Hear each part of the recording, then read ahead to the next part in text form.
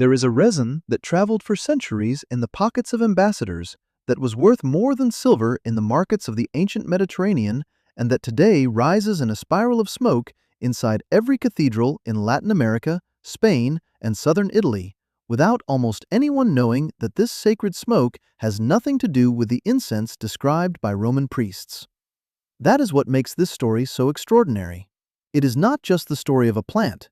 It is the story of a cultural substitution so perfect that it went unnoticed for 500 years. A Mesoamerican people developed, over 3,000 years, a ritual, medicinal, and diplomatic system around a resin that oozed from their own trees. When the conquistadors arrived, they did not destroy that system. They did something more subtle and more lasting. They gave it another name. They called it incense. And with that single word, they erased millennia of distinct knowledge, catalogued varieties, protocols for use, and pharmacological properties that the Mexica had observed with the same empirical precision with which a contemporary chemist observes a molecule in a mass spectrometer. What you are about to hear is not ancient history. In recent years, analyses of organic residues on Olmec vessels from the San Lorenzo archaeological site have confirmed that copal was burned in funerary contexts and diplomatic exchanges at least 900 years before our era. And the most recent pharmacological studies on the active compounds of resins from the plant genus known as Bursera, to which copal belongs, show an anti-inflammatory activity that pharmaceutical laboratories have been trying to replicate synthetically for a decade. There's something called copal, and there's something called incense. They're not the same. They never were. And understanding that difference is understanding one of the most silent operations of cultural erasure produced by the colonization of the American continent. To speak of copal, one must begin with the land that gave it birth, and that land has a name, a texture, and a scent. The states of Guerrero, Morelos, Puebla, and Oaxaca, in what is now Mexico, harbor the highest density of Bursera trees in the world. They are not imposing trees. They are small, twisted, with pale bark that peels off in thin sheets like old paper. In the dry season, when the Mixteca or Tehuacan mountains are dusty and the wind brings hot gusts from the south, these trees appear dead. The wood twists inward, the branches bend as if carrying an invisible weight, the leaves are gone. And then, if you approach with a knife and make a small cut in the bark, something happens that botanists still describe with a vocabulary that borders on the poetic. The tree bleeds. It's not blood, it's resin. But the color, the viscosity, and the slowness with which it flows from the cut justify the metaphor. Freshly cut copal has a consistency similar to thick honey, a color ranging from milky white to straw yellow, and an aroma that's difficult to describe to someone who hasn't smelled it. It has notes of pine, citrus, and something reminiscent of camphor, but sweeter. When you place it over embers, that aroma intensifies, becoming more complex, more enveloping, and the smoke it produces doesn't irritate the eyes like ordinary smoke. It rises in thin, almost perfect columns and hangs for a long time at mid-height before dispersing.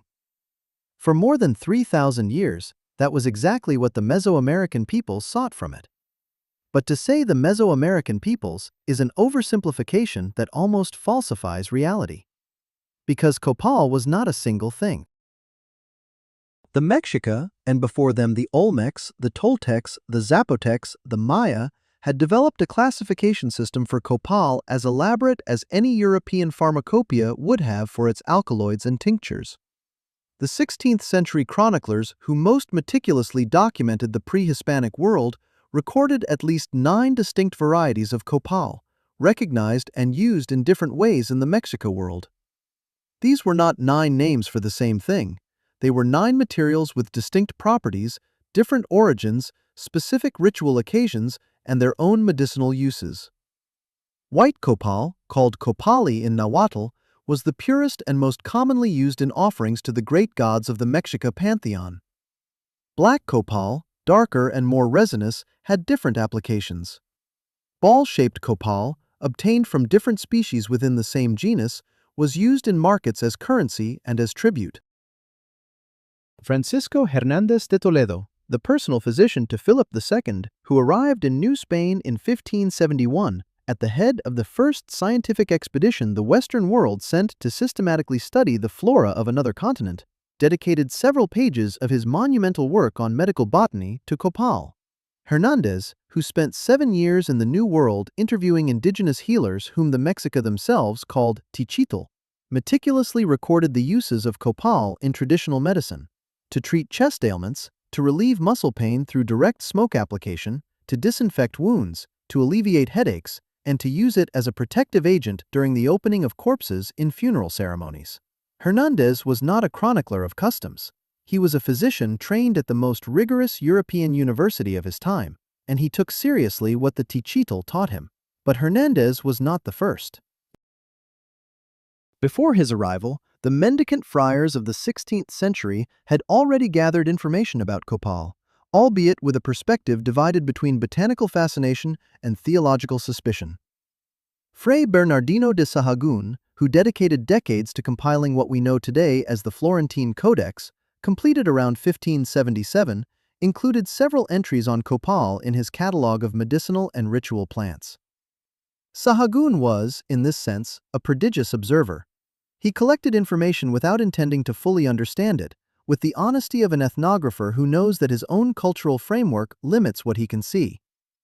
What the Florentine Codex and the Cruz-Badiano Codex, compiled in 1552, a mere 31 years after the fall of Tenochtitlan, show us is that copal was not merely a religious commodity. It was a medicinal substance of paramount importance. The Mexica ticitl used it in poultices, inhalations, and ointments mixed with other resins and animal fats. They knew the difference between the properties of freshly cut copal, hardened copal, and copal heated to the point of melting. They knew that certain species of the genus produced a resin with more pronounced anti-inflammatory properties, and that others had a more pronounced effect on the respiratory tract. They did not have the names of the molecules, but they possessed the systematic observation accumulated over generations, which is, in essence, the very empirical foundation upon which modern science is built. The history of copal is not limited to Mexico. In the valleys of Guatemala, where the Quiche and Kaqchikel Maya developed their own systems for using Bursera resins, copal was the sacred language of communication with the gods. The Popol Vuh, the Quiche creation myth, mentions copal as one of the elements the gods used in their attempts to create humankind before the final version made of maize. This is no small detail. Copal appears at the very heart of Mesoamerican cosmogony in the narrative of the origin of the world. It is not a secondary religious instrument, it is a primordial sacred material. Further south, in the Andean valleys of what are now Colombia and Ecuador, copal from various local species of Bursera and related genera had parallel functions in the ritual and medicinal systems of the Chibcha, Muisca, and Quechua peoples. The Kalawaya, the itinerant Andean healers who for centuries traveled the mountain range from the Bolivian Altiplano to the Pacific coast with their leather bags full of remedies, included copal-like resins in their portable pharmacopoeia. Knowledge traveled, and while all that was happening in the Americas, on the other side of the world, something almost identical was happening with a completely different plant. Trees of the genus Boswellia, which grow on the arid slopes of the Horn of Africa, in southern Arabia, and in parts of India, produce a resin that has been called frankincense for at least 2,500 years. Frankincense is mentioned 19 times in the Old Testament. It is in the Talmud. It is in the Quran. It was one of the most valuable commodities on the Silk Road that linked Arabia to the Mediterranean before Alexander the Great reshaped the maps of world trade. When the Magi in the Gospel story arrived with their gifts at the birth of Jesus of Nazareth, one of the 3 gifts was frankincense. Not silver, not jewels, frankincense. That says something about its value in the ancient Mediterranean world. Boswellia resins are not chemically identical to Bursera resins. They are distant evolutionary relatives. Both belong to the botanical family known as Burseraceae, one of the most striking examples of parallel evolution. 2 branches of the same family tree grew on continents separated by thousands of kilometers of ocean, produced resins with distinct molecular structures but surprisingly similar effects on the human body, and two civilizations with no contact with each other, Mesoamerican and Mediterranean, independently concluded that these resins possessed something that other materials lacked. That parallel alone should be grounds for serious investigation. When two cultures with no contact arrive at the same use for related materials, science has something important to learn. But for centuries, Western science refused to listen. It literally had another name for what was happening. When the first Franciscans entered the Mexica temples and saw the priests burning resin over embers, they thought they were seeing the same thing they had known since childhood in the convents of Castile or Extremadura: incense. The smell was similar. The smoke was similar. The ritual gesture was identical. And then something happened that linguists and historians of science know very well. The familiar name was applied to the new thing. Copal became incense, not as a metaphor, as an equivalence, as if they were the same thing. That equivalence was, for Mesoamerican knowledge of copal, a disaster with extraordinarily long-lasting consequences. It wasn't immediate. There wasn't a single decision, a single decree, a single book burning that wiped out copal knowledge overnight. What happened was more like erosion than explosion.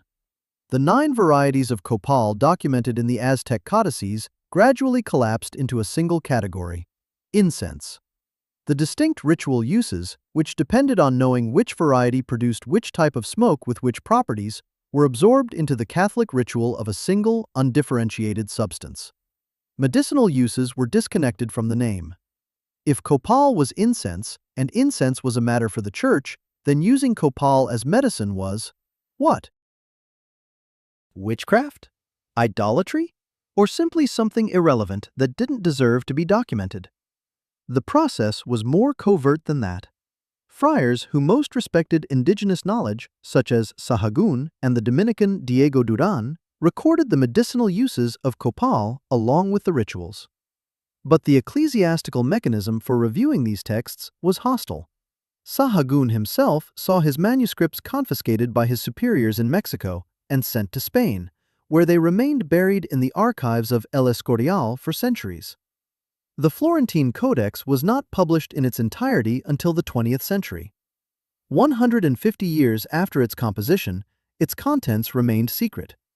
Meanwhile, in the popular markets, in the backyards of indigenous communities, and in the Sunday markets of Oaxaca and Guerrero, healers and herbalists continued to use copal.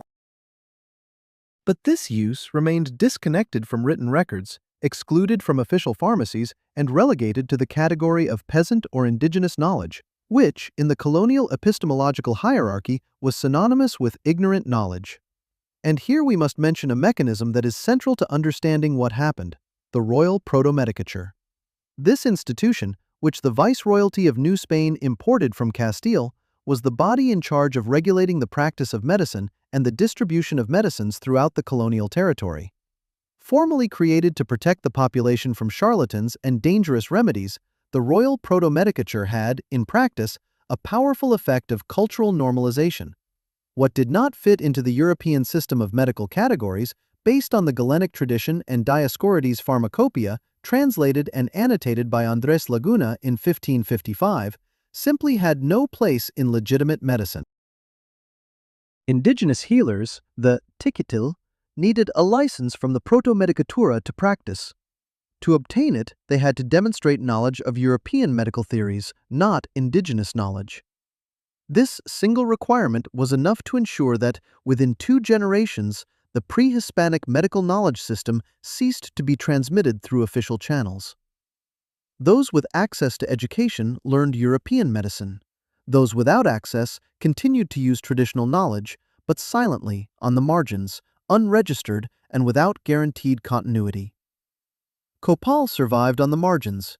It continued to be used in cleansing rituals, in Day of the Dead ceremonies, and in the rituals of indigenous communities that maintained their practices under the protective double umbrella of geographical distance and religious syncretism. In Oaxaca, where the Zapotec community tenaciously maintained its social and cultural structure, copal never ceased to be burned in contexts that extended beyond the Catholic rite. The copal harvesters, The specialized copal collectors in the mountain communities continued to make their cuts in the Bursera trees, continued to learn the differences between species, and continued to know which resin was used for what purpose. But that knowledge was no longer connected to the formal medical system. There was no longer a written, verified, cumulative body of knowledge to support it. It was oral, fragmented knowledge, dependent on the continuity of the people who carried it. And the people who carried it were becoming fewer and fewer, increasingly older, and lived in communities that the economic system of New Spain, and later the Republic, had been systematically impoverishing. In the 19th century, when modern pharmacology began to develop as a science in Europe, laboratories in Paris, Berlin, and London had every incentive to study European, Arabic, and even Asian medicinal plants. They had access, the theoretical framework, and the instruments. Mesoamerican plants were outside this system. A German or French naturalist would occasionally visit Mexico, collect samples, publish a botanical description in a natural history journal, and leave. The medical knowledge associated with these plants remained within the communities, inaccessible to laboratories, and impossible to translate into the language of Western science at that time. That changed slowly throughout the 20th century and accelerated markedly in the last 2 decades. But before reaching that point, we must consider something that occurred between the 1940s and 1980s, which perhaps dealt the most decisive blow to the transmission of traditional copal knowledge. The agricultural and industrial modernization of Mexico during that period radically transformed land use in the areas where copal trees grow. The Mixteca Mountains of Guerrero and Oaxaca, the heart of Bursera biodiversity worldwide, were subjected to deforestation programs, agrarian reform, and the introduction of commercial crops that drastically reduced forest cover. It wasn't a deliberate persecution of copal, it was something more mundane and more lethal: economic indifference. Bursera trees weren't valuable timber, they didn't produce an exportable fruit, they had no place in the agricultural development model that the Mexican state, with the support of international organizations, was implementing during those years. The copal harvesting communities, who depended on access to the forests to collect the resin, gradually lost that access. The surviving trees remained in hard-to-reach areas or on private property whose owners had no interest in the resin. And the young people from the mountain communities, faced with the possibility of migrating to the cities or to the agricultural fields of northern Mexico or the United States, chose not to learn their grandparents' trade. Why learn to cut trees in a mountain range that no longer belongs to you, to produce resin that the market pays for as if it were worthless? The last generation of copal harvesters who knew the 9 varieties documented in the Mexica codices, who could distinguish by the smell and color of the resin which tree produced it, who knew the harvesting cycles that allow resin to be extracted without killing the tree. That generation reached old age in the 90s, and in the early years of the 21st century with very few successors. And then came archaeology. In 2016, a team of researchers from the National Institute of Anthropology and History of Mexico and the National Autonomous University of Mexico published the results of an analysis of organic residues in ceramic vessels from the San Lorenzo archaeological site in the state of Veracruz. San Lorenzo is one of the most important known Olmec centers, with an occupation dating back at least 1,500 years BCE. The analyzed vessels came from funerary and ritual deposition contexts. Gas chromatography mass spectrometry analysis identified specific triterpenoid acids in the residues, which are molecular markers of resins from the genus Bursera. Olmec copal. 3,000 years before the Spanish chroniclers, 700 years before the first incense caravans from Boswellia reached Mediterranean ports. Copal was not a late development of Mesoamerican civilization, it was one of its oldest foundations. That discovery should have shaken up the history of science textbooks. It should have prompted a thorough review of what colonial pharmacopoeias did with that knowledge. It should have raised questions about what else was lost in that substitution of names, in that collapse of the 9 varieties into a single word: frankincense. But scientific news gets lost in the media noise, and the story of copal remained, for most of the Spanish-speaking world, the story of something that is burned in churches. In those same churches, in the Oaxaca Cathedral, in the Santo Domingo Church in Puebla, In the Basilica of Santa Maria del Mar in Barcelona, even in the Vatican itself, the smoke rising during solemn Mass is not from Boswellia. In many cases, for centuries, it was from Bursera. Because Mesoamerican copal was cheaper, more readily available, and produced a richer aroma than the Arabic frankincense. The friars, with their monastic pragmatism, had discovered this very early on. If copal smelled good, rose just as well, and cost less, why not use it? They called it incense. They burned it as incense, and the knowledge behind that smoke, the system of varieties and differentiated uses that the Mexica had built over millennia, was literally trapped in the smoke. When Friar Diego de Landa ordered the burning of the Mayan books in Mani in 1562, he destroyed in a single afternoon what centuries of neglect had failed to destroy. But the destruction of the knowledge of copal didn't require a bonfire. A mistaken name was enough. In 2022, the Journal of Ethnopharmacology published a systematic review of available pharmacological studies on resins of the genus Bursera. Its authors, affiliated with the Institute of Chemistry at the National Autonomous University of Mexico and the University of Guadalajara, compiled for the first time in a single document the scattered results of 3 decades of research on the active compounds of copal. What they found was not what they expected to find. It was something better. The resins of Bursera copalifera and Bursera bipinnata, the 2 most studied species within the copal group, contain a family of compounds known as triterpenic acids. Among these are betulinic acid, ursolic acid, and oleanolic acid. These compounds are not exclusive to copal, they also appear in other plants, including birch bark. But in Bursera resins they occur in concentrations and combinations that researchers have rarely observed in other plant materials. Betulinic acid, which Dr. Mario Figueroa Brito's group at the Faculty of Chemistry of the National University had been studying since the 1990s, showed in cell and animal models an ability to inhibit pro-inflammatory enzymes comparable to that of some synthetic non-steroidal anti-inflammatory drugs, NSAIDs. The mechanism is precise. Betulinic acid inhibits the enzyme known as 5-lipoxygenase, which is one of the main pathways by which the body produces leukotrienes, the molecular messengers of chronic inflammation. It doesn't block inflammation outright as cortisone does, it modulates it, it regulates it. It reduces the signal without completely shutting it down. In therapeutic terms, this is exactly what doctors have been seeking for decades for chronic inflammatory diseases. A modulating effect that doesn't have the devastating side effects of long-term immunosuppressants and corticosteroids. Rheumatoid arthritis progressively and irreversibly destroys joints. In Mexico, it affects more than 1.5 million people, according to data from the Mexican Social Security Institute. In Spain, it affects a similar proportion of the adult population. Available treatments are effective but expensive, difficult to access in rural areas, and have side effects that include general immunosuppression, increased susceptibility to infections, and liver damage with prolonged use. If a natural compound existed with specific anti-inflammatory activity targeting the leukotriene pathway, a favorable safety profile, and low-cost production from plants that grow in Mexico, that would be major news. Studies on betulinic acid from copal point precisely in that direction. But they point, they don't confirm. The chain from cell studies to human studies is long, costly, and fraught with obstacles.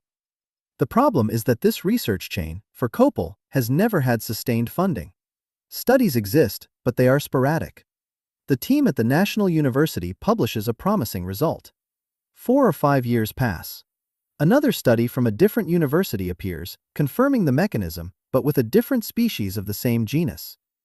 No one systematically compiles the results, no one funds the next phase, no one takes the compound to the safety studies in human volunteers that are the prerequisite for any formal clinical trial.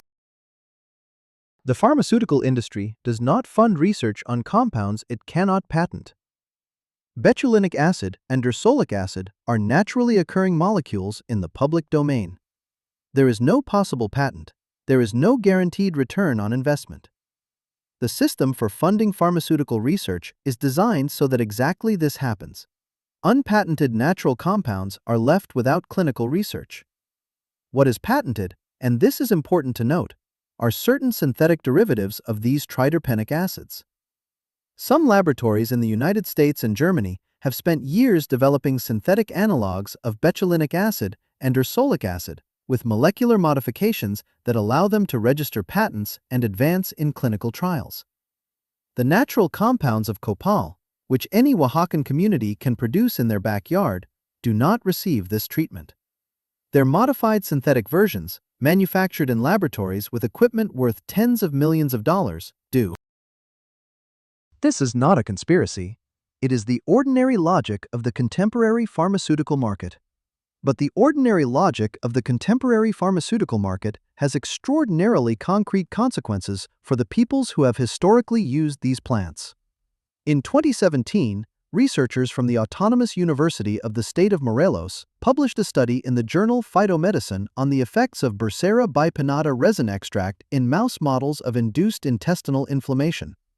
The results showed a significant reduction in inflammatory markers in intestinal tissue, including interleukin-6 and tumor necrosis factor alpha, two of the most important mediators of inflammatory bowel disease in humans.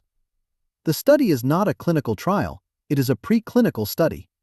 But it is exactly the kind of result that, if it were a patentable synthetic compound, would have generated headlines in the scientific press and calls of interest from investors. For copal, it resulted in a publication in a specialized journal read by 3,000 people worldwide. There's more to the chemistry of copal than researchers were able to uncover because they weren't looking in the right place. For years, studies focused on the compounds in the solid resin, triterpenes, diterpene alcohols, esters. No one paid attention to what happened when the resin was heated and burned. When copal is placed over embers, it doesn't just release aroma. It releases volatile compounds whose chemical nature changes with temperature. Some of these compounds, identified in gas chromatography studies published by researchers from the University of Seville and the Spanish National Research Council, CSIC, in collaboration with Mexican teams, have antimicrobial properties against respiratory tract pathogens. In other words, copal smoke isn't just symbolic, it's pharmacologically active. When the Mexica healers, ticitl, used copal smoke to treat chest ailments, as recorded by Hernández de Toledo in the 16th century, they weren't performing magic. They were practicing aerosol pharmacology. The same observation applies to frankincense. Research on Boswellia, conducted at the Central Research Institute of Medicinal and Aromatic Plants in India, in collaboration with teams from the University of Munich, showed that Boswellia frankincense smoke contains incensol acetate, a compound with demonstrated anxiolytic and antidepressant effects in animal models. A team from the University Hospital of Frankfurt published a study in 2008 in the Journal of the Federation of American Societies for Experimental Biology, linking incensol acetate to the activation of transient receptor potential vanilloid 3, TR3, ion channels, receptors that play a role in mood regulation. The study garnered significant international attention. The conclusion that almost no one drew from that study is this. If Boswellia incense has these effects on the central nervous system, and if Bursera copal shares its chemical structure and produces similar volatile compounds, what effects did it have on the nervous systems of the millions of people who inhaled it for centuries in temples, ceremonies, and daily rituals? We're not talking about getting high. We're talking about a low-intensity, prolonged pharmacological effect repeated week after week in the communities that lived immersed in that smoke. We're talking about a technology of collective emotional regulation that Mesoamerican civilizations developed without any knowledge of neuroscience, guided solely by observing how people felt after the ceremonies. If these stories grab you, subscribe to this channel because there are dozens more waiting, and some are even more disturbing than this one. Copal is not dead. That needs to be said clearly, because the story you just heard might suggest otherwise, and that would be an injustice to the people who have been keeping it alive for decades. In the Tlacalula market, that Zapotec market in the central valleys of Oaxaca that has operated every Sunday for centuries, you can still find several types of copal arranged in cloth sacks on the ground. The women who sell them know them by different names, speaking of their differences with a naturalness that suggests this information never went anywhere. It simply didn't circulate through the channels researchers usually frequent. White copal, harvested in the hills of the southern Oaxacan mountains, is distinguished from black copal and pine-fired copal with the same certainty a sommelier uses to differentiate one wine from another. The price is different. The recommended use is different. The aroma is different. In the communities of the Mixtec Mountains of Guerrero, some cooperatives formed in the 1990s began to give copal an economic value that previous decades had denied it. The Sanzakan Tinemi organization, a cooperative of Mixtec artisans and producers, included copal among the products it markets according to fair trade principles. The resin ceased to be something collected and sold to intermediaries at rock-bottom prices and began to circulate in conscious consumption networks that recognize both its ritual value and its aromatic quality. Oaxacan copal is now sold in natural product stores in Mexico City, Madrid, Buenos Aires, and Guatemala City. Not in the quantities it deserves. Not with the pharmacological knowledge that should accompany it. But it is being sold. In recent years, the Mexican traditional medicine movement, driven by both academia and indigenous communities, has produced a series of documents that attempt to repair some of the historical damage done to the record of this knowledge. The Center for Research and Teaching in the Humanities of the State of Morelos published a compilation of interviews with healers and herbalists from the valleys of Morelos and Guerrero, in which copal is described with a wealth of detail that academic texts took 150 years to acknowledge. Researchers from the Department of Botany at the Institute of Biology of the National Autonomous University of Mexico have been conducting systematic ethnobotanical studies for over a decade in Bursera growing communities, as the communities that historically managed the Bursera forests are called, to document the knowledge of its use before it is lost forever with the generation that carries it. This documentation work is truly urgent. Biologists working in the southern mountains of Oaxaca describe a worrying situation. The oldest Bursera trees, those that produce the highest quality resin due to their age and the development of their resin canal system, are being overexploited in some areas because the economic pressure on the communities is so great that they don't allow the rest periods the tree needs to recover between harvests. A well-managed Bursera tree can produce resin for decades without deteriorating. A poorly managed tree, with cuts that are too deep or too frequent, can die in 4 or 5 years. The knowledge of how to make the cuts correctly, the depth, the angle, the time of year, the waiting period between cuts, is exactly the kind of practical knowledge that was passed down from copal harvester to copal harvester for generations, and that now, in some communities, has no one to pass it on to. In Spain, the parallel with frankincense has its own history of rediscovery. The convent apothecaries of the 16th and 17th centuries, who were mostly nuns from the Poor Clares, Hieronymites, and Discalced Carmelite orders, worked with frankincense and copal without systematically distinguishing between them, but they recorded their preparations in recipe books that still exist in some convent archives. The University of Granada has been coordinating a project for years to recover Andalusian convent herbal medicine, which has found preparations in these archives based on Burseraceae resins for the treatment of joint, respiratory, and skin conditions. Some of these preparations coincide exactly with what the Mexica ticitl used on the other side of the ocean. For those who want to use copal practically, a few things need to be clarified. Copal resin, burned over charcoal or embers, is the most widespread use and has the lowest risk profile. Available studies on the toxicology of copal's volatile compounds suggest that at the concentrations produced by normal domestic use, there is no evidence of respiratory damage. This does not mean it should be burned in enclosed, unventilated spaces. Any smoke, in high and sustained concentrations can irritate the respiratory tract and, in people with asthma or bronchospasm, can trigger episodes. Common sense applies. Ventilation, moderation. Copal tincture preparations, offered by some herbalists in Mexico and Spain for topical use in joint pain, have empirical support from studies on triterpenic acids, but they are not yet supported by clinical trials in humans. They are not regulated medications. They should not be used as substitutes for conventional medical treatments for diagnosed chronic inflammatory diseases. They can be used as a complement, with knowledge and under the supervision of a healthcare professional who is willing to consider a holistic approach. And it is important to remember, when purchasing any copal preparation, to ensure that the seller can identify the Bursera species from which it originates. Not all resins sold as copal are the same, and in some popular markets, adulterated mixtures containing pine resins or resins from other genera with comparable properties have been found. Although copal is not as easily grown from seed as tomatoes, the seeds of Bursera trees can be found in some nurseries specializing in native plants of central and southern Mexico. The Royal Botanical Garden of Madrid has several specimens of the Bursera genus in its collection of American plants, confirming its viability in Mediterranean climates.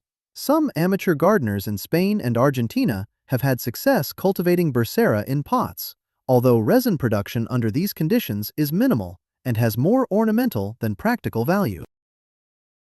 If the goal is to obtain high-quality resin for ritual or medicinal use, the most direct and economically equitable option is to purchase it from community producers in Oaxaca or Guerrero, who offer it through cooperatives and fair trade platforms. Subscribe to this channel. Every week we open a new chapter of the Nature Archive, and there are many chapters that have been closed for far too long. And now, before I finish, there's an image I want to leave you with. In the central nave of any church, it could be the Oaxaca Cathedral, it could be the Pilar Temple in Zaragoza, it could be a small parish in a town in the Colombian Andes, there is a priest holding a metal censer, swinging it 3 times over the altar, and the white smoke spirals up to the vault. That smoke has an age. It's at least 3,000 years old, from the Olmec vessels of San Lorenzo to this very moment. It has a name that isn't its own. They call it incense, but it comes from a tree that never set foot on Mediterranean soil. Behind it lie the ticitl, who observed its properties for generations, the copal burners, who learned to make the precise cut without killing the tree, the friars who adopted it without understanding it, and the researchers who today disassemble its molecules in the laboratory, trying to recover what oblivion buried. And it also has something that no laboratory can yet manufacture: the ability to make a human being, at that moment when the smoke begins to float, feel that something in the world is older and vaster than himself. That's what copal contains in its resin: not faith, not superstition, chemistry, memory, time,